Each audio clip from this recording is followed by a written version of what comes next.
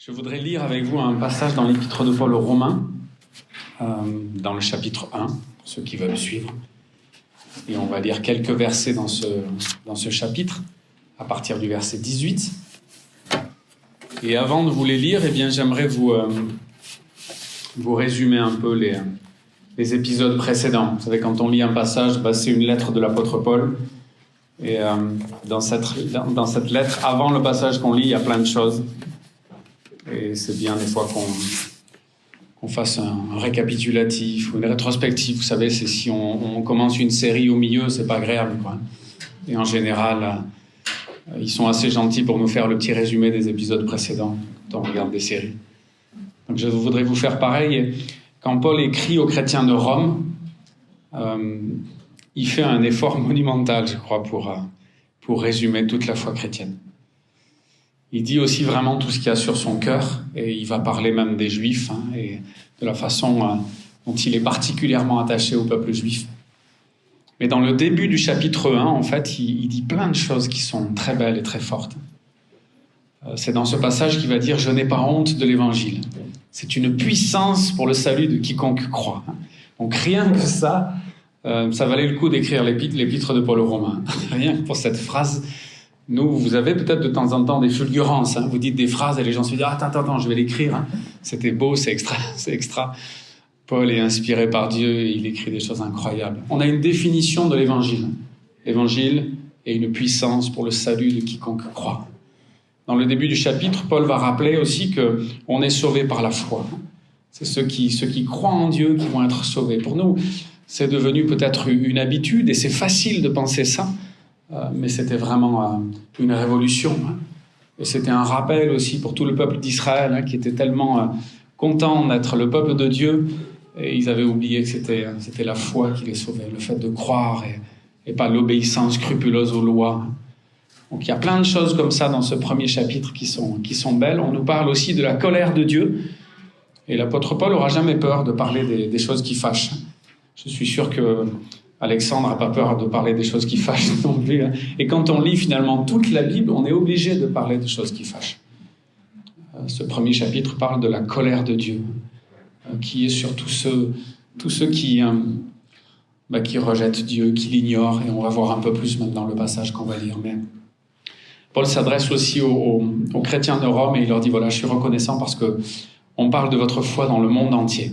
Je trouve ça génial. On parle de la foi des chrétiens de l'église de Lyon-Gerland dans le monde entier aussi, je suppose. Vous êtes connus de partout.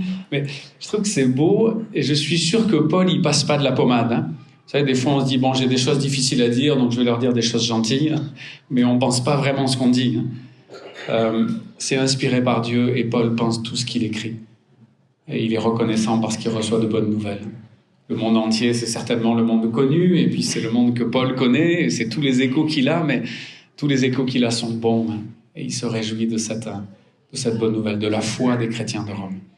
Je voudrais lire maintenant donc, dans le chapitre 1 à partir du verset 18. Toujours dans l'épître de Paul aux Romains. La colère de Dieu se révèle du ciel contre toute impiété et toute injustice des hommes qui retiennent injustement la vérité captive. Car ce qu'on peut connaître de Dieu est manifeste pour eux, car Dieu le leur a manifesté. En effet, les perfections invisibles de Dieu, sa puissance éternelle et sa divinité, se voient fort bien depuis la création du monde, quand on les considère dans ses ouvrages. Ils sont donc inexcusables, puisque, ayant connu Dieu, ils ne l'ont pas glorifié comme Dieu et ne lui ont pas rendu grâce. Mais ils se sont égarés dans de vains raisonnements, et leur cœur sans intelligence a été plongé dans les ténèbres. Se vantant d'être sages, ils sont devenus fous, et ils ont remplacé la gloire du Dieu incorruptible par des images représentant l'homme corruptible, des oiseaux, des quadrupèdes et des reptiles. C'est pourquoi Dieu les a livrés à l'impureté selon les convoitises de leur cœur, en sorte qu'ils déshonorent eux-mêmes leur propre corps. Eux qui ont remplacé la vérité de Dieu par le mensonge, et qui ont adoré et servi la créature au lieu du Créateur, qui est béni éternellement. Amen. On pourrait s'arrêter là, parce que quand il y a Amen, souvent on s'arrête. Je continue un tout petit peu encore. C'est pourquoi Dieu les a livrés à des passions déshonorantes, car leurs femmes ont remplacé les relations naturelles par des actes contre nature. Et de même, les hommes, abandonnant les relations naturelles avec la femme, se sont enflammés dans leurs désirs les uns pour les autres. Ils commettent l'infamie, homme avec homme, et reçoivent en eux-mêmes le salaire que mérite leur égarement. Comme ils n'ont pas jugé bon d'avoir la connaissance de Dieu, Dieu les a livrés à une mentalité réprouvée pour commettre des choses indignes. Ils sont remplis de toute espèce d'injustice, de méchanceté, de cupidité, de perfidie. Là, c'est un catalogue, donc on est attentif. On peut choisir. Plein d'envie, de meurtre, de discorde, de fraude, de vice, rapporteurs, médisants, impies, emportés, orgueilleux, fanfarons, ingénieux au mal, rebelles à leurs parents, sans intelligence, sans loyauté, sans affection, sans indulgence, sans pitié. Et bien qu'ils connaissent le décret de Dieu, selon lequel ceux qui pratiquent de telles choses sont dignes de mort, non seulement ils les font, mais encore ils approuvent ceux qui les pratiquent. Et je vous invite à la prière.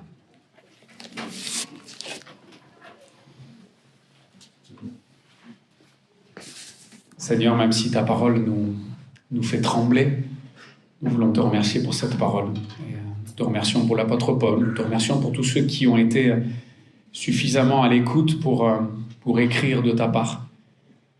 Nous te remercions pour ton esprit aussi qui nous aide à comprendre ce que tu nous dis encore aujourd'hui et à le mettre en pratique. Seigneur, viens à notre secours, on a besoin de cet esprit ce matin encore. Amen. Voilà. Je ne sais pas comment vous avez entendu ce texte. Certainement que beaucoup d'entre vous le connaissent. Et certainement qu'on réagit tous avec notre histoire, avec nos émotions du moment. Peut-être que c'est le mot colère qui nous a arrêtés et on n'a plus rien entendu après la colère de Dieu qui est sur le monde et sur les hommes qui sont injustes. Peut-être que ce qui nous a choqués, arrêtés ou freinés, c'est ce qui est dit finalement sur ce Dieu qui laisse les hommes à leurs désirs, à leurs dérèglements. Et on parle clairement d'homosexualité, de relations, les femmes qui vont vers les femmes, les hommes qui vont vers les hommes. Vous avez vu, heureusement, même si on parle d'homosexualité, quand je dis heureusement, j'espère que vous comprendrez pourquoi, on parle ensuite de tout un catalogue. Ça ne se limite pas aux homosexuels qui seraient les grands méchants, les grands idolâtres, et puis nous, on est tranquille parce qu'on n'est pas comme ça, en tout cas pour certains d'entre nous. Il y a tout un catalogue et malheureusement, je ne sais pas pour vous, mais il y a forcément une vignette du catalogue qui nous correspond un peu, qui nous trouble et on se dit « mince, moi je suis là ». Si on est assez clairvoyant. Je ne sais pas ce qui vous a touché, ce qui vous a accroché, ce qui vous a troublé. Mais en fait, certainement que Dieu veut nous parler encore ce matin. Et pour ma part, je voudrais vous parler d'idolâtrie, parce qu'il me semble que ce passage parle de ça. Si je vous en parle, c'est aussi parce qu'on essaie dans notre Église de méditer un peu un vieux catéchisme. Un catéchisme de Westminster, qui est un vieux catéchisme. Et dans ce catéchisme, il y a des questions et des réponses. C'est pratique. Et c'était une coutume à l'époque. Les protestants, quand ils ont essayé de résumer leur foi, ils l'ont fait sous questions-réponses. C'était pour les enfants, mais quand on lit les petits catéchismes pour les enfants aujourd'hui, on se dit, bon, je ne sais pas si nos enfants suivraient les petits catéchismes.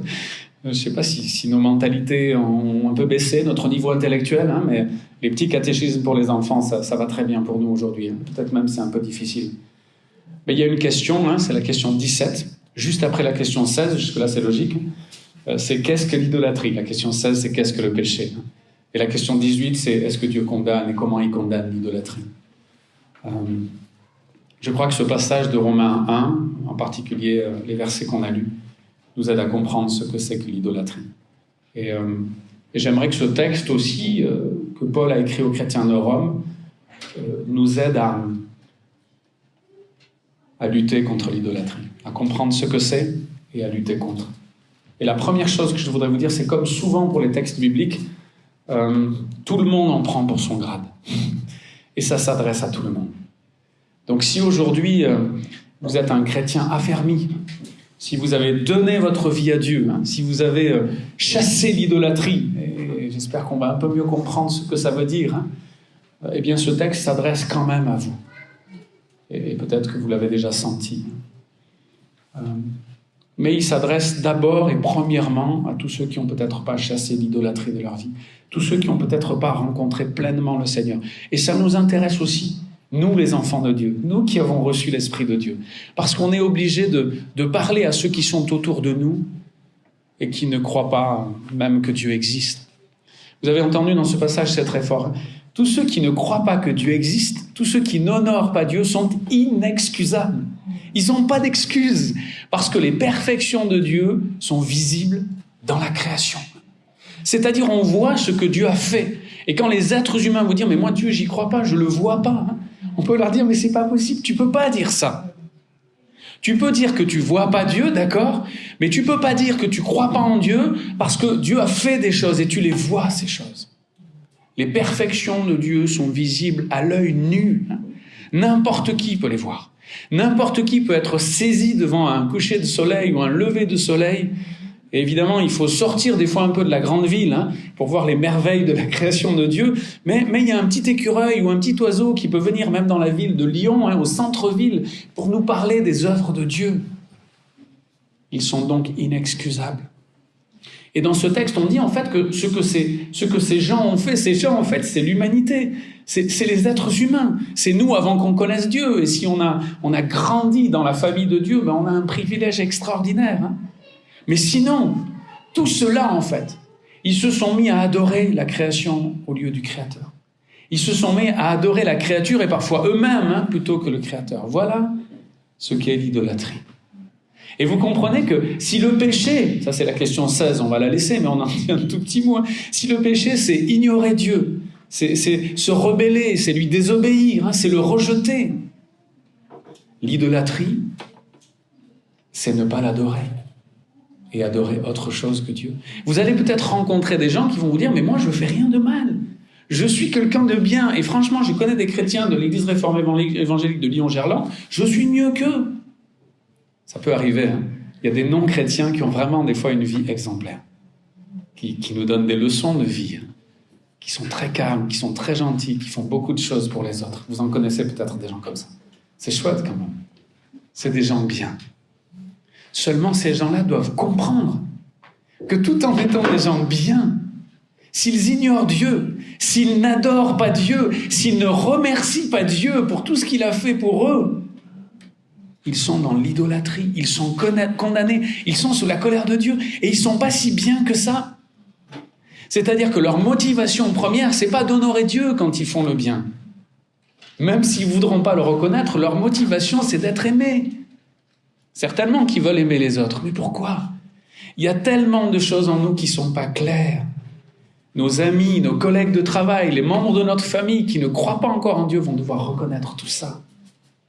Vous êtes peut-être aux yeux du monde des gens bien et on aime tout ce que vous faites. Mais ça ne suffit pas.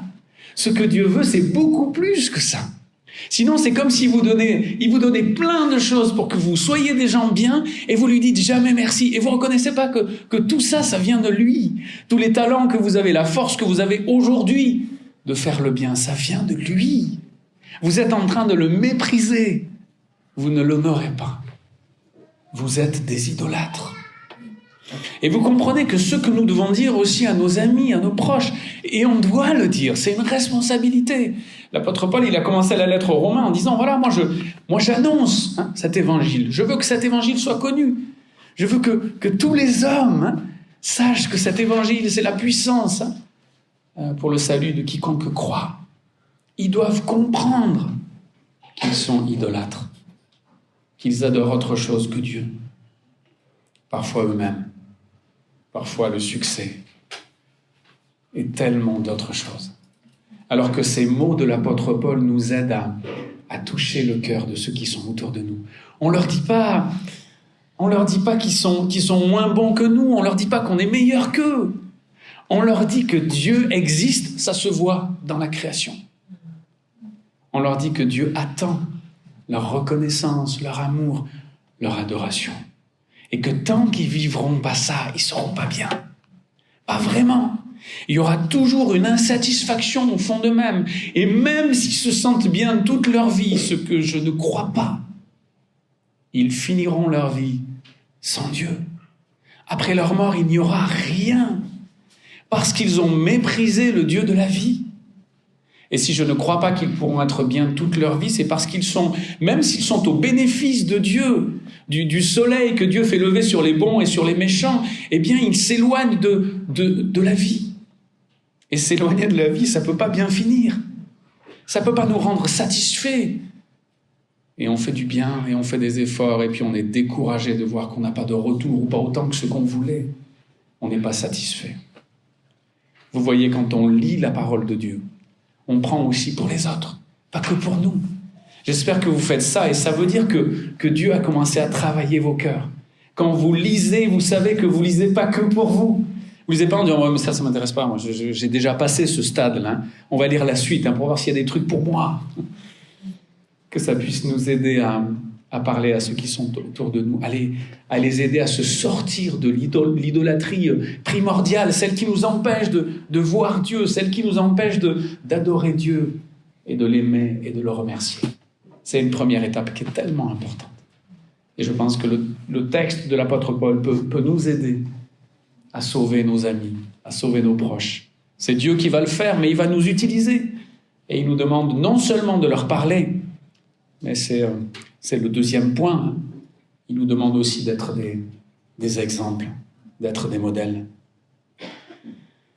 Le moment où on est libéré de Dieu, de l'idolâtrie et libéré de cette idée que nous sommes des dieux, c'est ce moment où on donne sa vie à Dieu.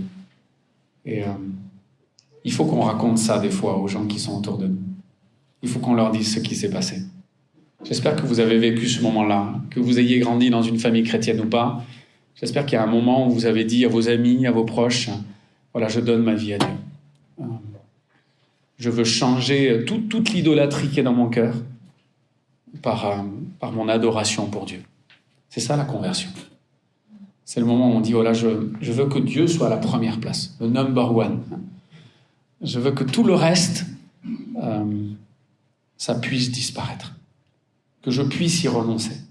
Vous savez, quand je suis en train de dire ça, c'est une parole magnifique et terrible. Ça veut dire que c'est Dieu qui est vraiment le premier. Il y a plein de choses autour de nous qui sont belles et qui sont importantes, et Dieu nous les a données, il nous les a offertes. Elles sont belles, mais elles ne doivent pas prendre la place de Dieu. Et une fois qu'on a donné sa vie à Dieu, on a réglé, en fait, pour notre salut, la question de l'idolâtrie. On a décidé qu'on ne voulait plus être idolâtre. Et ça, c'est un moment important. Hein. On signe un papier. Hein. On dit, voilà, Seigneur, c'est toi qui es le maître de ma vie. Et l'Esprit entre en nous et Dieu devient propriétaire.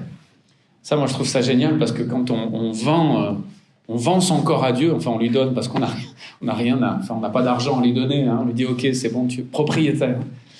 Et ensuite, je ne sais pas si vous êtes propriétaire d'une maison, mais si vous vendez une maison à quelqu'un, si vous venez une semaine après pour lui dire, bon, écoute, en fait, j'ai changé d'avis, elle était trop bien cette maison, je la reprends. Il va vous dire, ben non, mais c'est pas possible. C'est signé, on a payé, enfin, la maison est à nous maintenant. Vous allez dire, non, mais je comprends, mais tu comprends, cette maison, j'ai vécu longtemps, vraiment, j'ai changé d'avis. Là, on va refaire les papiers. C'est pas possible.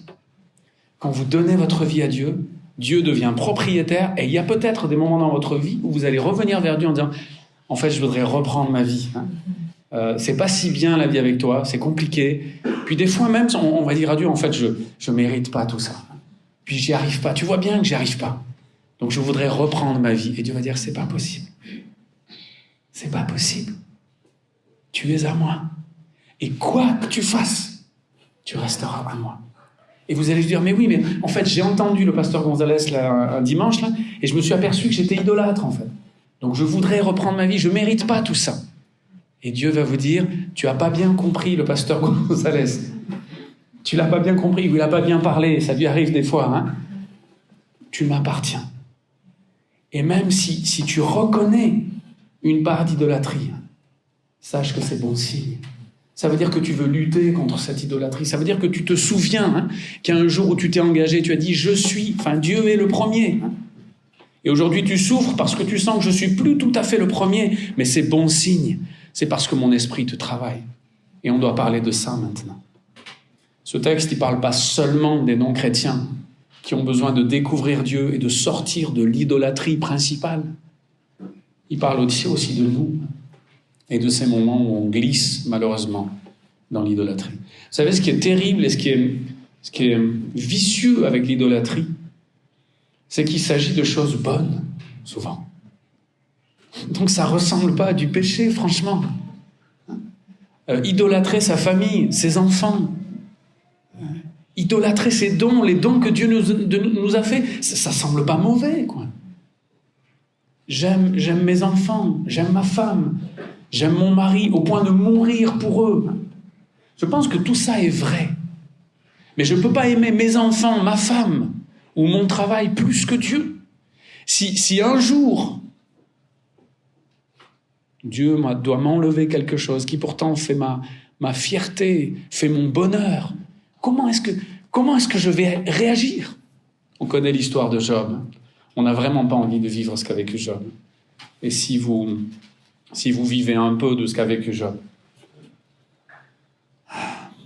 vous comprenez que ce n'est pas simple. C'est facile à dire que Dieu est le premier. C'est facile à dire qu'on est prêt à renoncer à tout et qu'on le fera. Mais Dieu a permis que Satan enlève presque tout à Job. Tu peux tout lui prendre sauf sa vie. Moi, je trouve que ça fait beaucoup quand même. Tout sauf sa vie. Sa famille, son travail, donc ses revenus, son honneur, sa santé. C'est dur pour Job. Job dit au début de son livre, « Je suis sorti nu du ventre de ma mère, je vais rentrer nu au sein de la terre. L'Éternel a donné, l'Éternel a repris, que l'Éternel soit béni. » Je ne sais pas comment on peut dire des paroles comme ça. Je ne sais pas si on aura l'une ou l'autre, la possibilité, j'espère pas, mais la possibilité de le dire, de le penser, de le vivre. L'Éternel a donné, l'Éternel a repris. Encore cette semaine, j'ai rencontré une famille, on me disait, mais mes 2 filles, en fait, ont quitté l'église quand leur papa a eu la maladie de Charcot, quand il est devenu gravement malade et quand il est mort. Et elles ne sont plus revenues depuis dans l'église. Cette douleur les a tellement touchées, tellement troublées, que pour l'instant, elles ne reviennent plus dans l'église. Peut-être qu'elles croient encore en Dieu, mais leur douleur est si grande que ce n'est pas possible. C'est pas possible de revenir. Et je ne veux pas donner des leçons. Parfois, Dieu nous permettra de résister à l'épreuve, mais ça prendra du temps. Ne pensons pas qu'on est plus fort que les autres. Peut-être que si Dieu nous enlève beaucoup de choses qui font notre joie, qui font notre bonheur, notre fierté, ce sera dur. Peut-être qu'on va quitter l'église pendant un temps aussi. Mais je sais que Dieu ne nous abandonnera pas. Je sais qu'on y reviendra. Je sais que ces 2 dames qui ont donné leur vie à Christ vont revenir à Christ. Vont revenir aussi dans l'église, parce que c'est important de revenir dans l'église. Vous avez plein de gens aujourd'hui qui vous disent « Oui, moi je crois en Dieu et je lis ma Bible et je prie, mais je ne vais pas à l'église. » Ou un petit peu sur Internet. Puis avec le confinement, ça a aidé. C'est un peu plus simple et agréable des fois les cultes sur Internet. On s'habille comme on veut, puis on peut le regarder un peu plus tard. Il y a le replay aussi. Puis on peut repasser en boucle les trucs qu'on n'a pas bien compris dans la prédication du pasteur. Mais ce n'est pas l'église. On sait qu'on préfère être là masqué et avec des règles sanitaires que de rester chez nous. Et en fait, c'est important. Les relations qu'on va développer, c'est comme ça qu'on va grandir en Dieu. C'est ce que Dieu veut. Je suis persuadé que ces dames vont revenir dans l'église et donc elles vont revenir à Dieu. Mais que c'est dur. Alors oui, il nous arrive de glisser sur la pente de l'idolâtrie. Il arrive que dans nos vies, il y a des choses qui sont bonnes et qui prennent la place de Dieu, qui deviennent presque plus importantes que Dieu et parfois plus importantes que Dieu. Vous savez, quand je vous dis tout ça, je ne pense pas à tous vos problèmes à vous. Je ne vous connais pas assez. Je ne vous connais pas du tout pour la plupart. Je pense à mes problèmes à moi. Et je sais que vous devez avoir pour certains les mêmes problèmes que moi et pour d'autres des problèmes différents mais qui ressemblent. Je me suis demandé en fait quelles peuvent être les idolâtries des pasteurs. Qu'est-ce qu'on peut idolâtrer? Qu'est-ce qui peut nous éloigner petit à petit de Dieu? On a tellement envie d'être bon, d'être efficace, d'être performant. On a envie d'être aimé. On a envie qu'à la fin, tout le monde dise « Ah, il était bien ce pasteur Gonzalez. » On a envie qu'ils disent « Ouais, quand il était là, il s'est passé quelque chose. » Et Et on est grisé par ça, si ça arrive. Quand ça n'arrive pas, on n'est pas grisé et ça nous permet de rester humble. Et puis peut-être on va idolâtrer autre chose, hein, parce qu'on ne peut pas idolâtrer ça. Parce que personne ne nous dit jamais c'était bien, c'était super. Hein. Mais si on nous le dit souvent, c'est comme une drogue. Vous savez, on nous explique ce qui marche bien dans les réseaux sociaux, c'est les j'aime. Waouh! Les followers, hein, tous ceux qui nous suivent, tous ceux qui nous aiment, tous ceux qui regardent nos vidéos, nos photos, tous ceux qui semblent nous apprécier, on devient accro à ça. Le téléphone, ça peut être une idole, hein, mais derrière le téléphone, il y a plus. Il y a le fait d'être aimé, le fait d'être apprécié, le fait d'être reconnu. Et si un jour je suis plus reconnu, plus apprécié, comment je vais vivre ça? Si mon église va mal, s'il y a moins de monde, peut-être pourtant j'aurais continué à être fidèle et il y a moins de monde. Et c'est simplement une épreuve. C'est Dieu qui est en train de me dire « Hey, je veux voir si tu restes fidèle quand il y a moins de monde. Je veux voir si tu restes fidèle si pendant 6 mois, il n'y a plus personne qui te dit « C'était super ta prédication. » Je veux voir ça. Je veux voir ça de mes yeux. En fait, ce qu'on doit comprendre, c'est que le test pour savoir si on est devenu idolâtre, c'est le renoncement. Pour savoir si vous êtes devenu alcoolique, il faut arrêter de boire pendant un petit moment. Vous allez vite voir. S'il y a quelque chose qui vous a rendu idolâtre, hein, moi je le touche doucement, hein, mais essayez pendant 1 semaine sans téléphone. Waouh! On va me dire non, mais avec le travail, c'est pas possible. Bon, essayez autre chose, mais les réseaux sociaux, hein, pendant 1 semaine, mais renoncer à quelque chose pendant un moment. Jeûner. Hein. Le jeûne, c'est pas que la nourriture. Se priver de quelque chose. Parce que si vous le faites pas, si on le fait pas, Dieu le fera pour nous. Vous êtes un hyperactif et les gens vous apprécient parce que vous êtes toujours là. Hein. Parce que vous êtes un fonceur ou une fonceuse. Hein. Si vous-même, vous renoncez pas à ça pendant un temps, parce que c'est peut-être devenu votre idole, cette activité-là, cette reconnaissance des gens, Dieu va vous arrêter. Il est possible, hein, je ne dis pas qu'il va forcément le faire, et je ne veux pas être un prophète de malheur. Ah ouais, il a dit ça dimanche dernier, maintenant je suis arrêté, c'est sa faute. Hein. Je pense que c'est Dieu qui décidera. Parfois il le fera, parfois il ne le fera pas, parfois il prendra le temps. Mais il peut nous arrêter vraiment. Vous savez, il a arrêté beaucoup de gens, c'était en 2020, le confinement. Il a arrêté tout le monde. Et il y en a, je pense, c'était bien qu'ils s'arrêtent. Qu'ils s'arrêtent de travailler, qu'ils s'arrêtent de sortir chez eux, qu'ils passent du temps avec leur famille. Dieu peut arrêter toute une planète. Il a fait. Donc il peut nous arrêter dans notre activisme. Il peut nous arrêter dans notre travail. Il peut nous arrêter dans notre relation idolâtre, quelle qu'elle soit. Mais je crois que c'est un peu mieux si on s'arrête avant. Si on se teste. Si on dit là, je crois que j'ai un problème, il faut que j'essaie. Il faut que j'essaie de renoncer pendant un temps à ça. Et si c'est pas possible de renoncer, hein, vous n'allez pas renoncer à votre épouse ou à votre époux, ou renoncer à vos enfants, mais vous allez essayer d'avoir une relation nouvelle. Je connais des gens, un monsieur qui m'a dit un jour, mon fils c'est ma vie, s'il meurt, je meurs. J'ai dit, je suis pas d'accord. Ton fils c'est un cadeau de Dieu, c'est une merveille, mais c'est pas ta vie. Et ça doit pas être ton Dieu. Ton fils, même si on tremble quand on dit ça, Dieu peut laisser Satan le prendre. Ton fils peut mourir. Ta femme peut mourir. Tes enfants peuvent mourir ou être malades. Ou perdre ce qui fait leur beauté et ce qui te donne beaucoup de joie. Tout ça peut disparaître. On n'a pas envie que ça disparaisse. Parfois c'est une épreuve, mais ça peut disparaître. Est-ce que nous sommes idolâtres ? On l'est tous un petit peu, il faut qu'on fasse attention. Mais il ne faut pas qu'on soit découragé parce qu'on a réglé une fois pour toutes le problème de l'idolâtrie.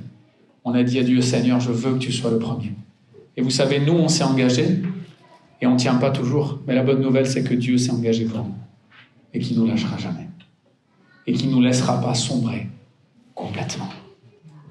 Je voudrais terminer là-dessus. Mais je voudrais vous dire combien nous pouvons être sûrs que Dieu ne nous laissera jamais sombrer complètement. Si on lui a donné notre vie, si on lui a donné les clés, s'il est le propriétaire, il ne nous lâchera jamais complètement. Mais il peut nous permettre de vivre des choses difficiles pour qu'on renonce à l'idolâtrie qui a envahi notre cœur. Il y a des épreuves qui peuvent arriver. Parfois pour qu'on renonce à l'idolâtrie et parfois pour autre chose. Vous savez, Job, on a compris dans l'histoire que ce n'était pas un péché particulier, ce n'était pas une faute particulière. Il est devenu en quelque sorte le champion de Dieu. Il a gardé la foi pour que ce soit un témoignage pour les autres. Et Dieu lui a jamais dit pourquoi il avait fait ça. La seule réponse qu'il lui a donnée, vous avez vu la réponse de Dieu à Job, c'est extraordinaire. Tu veux savoir pourquoi tu souffres? Regarde l'hippopotame et le crocodile et l'âne sauvage. Je ne sais pas si vous oserez dire ça un jour à quelqu'un qui souffre. Le mieux, c'est que vous fassiez d'abord comme les amis de Job. Les amis de Job, quelqu'un qui souffre, vous ne lui dites rien. Vous êtes à côté de lui, dans sa souffrance. Et si vous le sentez bien disposé, vous pouvez lui parler de l'hippopotame, du crocodile et de l'âne sauvage. Mais c'est pour qu'il comprenne quoi? Que Dieu est le Créateur. Que vous pouvez lui faire confiance. Il sait ce qu'il fait. Il a fait des choses étonnantes. Il a placé les étoiles et il maîtrise tout. Il ne vous abandonnera jamais. Ce que vous vivez, c'est parfois, ce que nous vivons est parfois inexplicable, terrible, difficile. Mais Dieu n'abandonnera jamais ses enfants.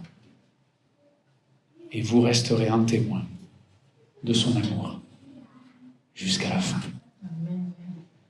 J'espère que vous aurez compris que dans cette lettre de Paul aux Romains, évidemment dans le chapitre 3 et dans le chapitre 4, on a ces rappels qu'on n'est jamais abandonné par Dieu. Le chapitre 8, rien ne pourra nous séparer de l'amour de Dieu, ni la mort, ni la vie, ni les puissances célestes.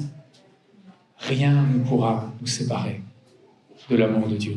Alors, aidons nos amis, nos proches, qui ne connaissent pas encore vraiment Dieu, à comprendre qu'ils sont inexcusables, que Dieu existe et qu'ils doivent sortir de l'idolâtrie. Essayons, avec l'aide de nos proches, avec l'aide de nos frères et de nos sœurs en Église, de chasser l'idolâtrie de nos vies, de nos communautés, avec l'aide de Dieu. Et soyons sûrs que Dieu ne nous abandonnera jamais dans nos combats. Amen.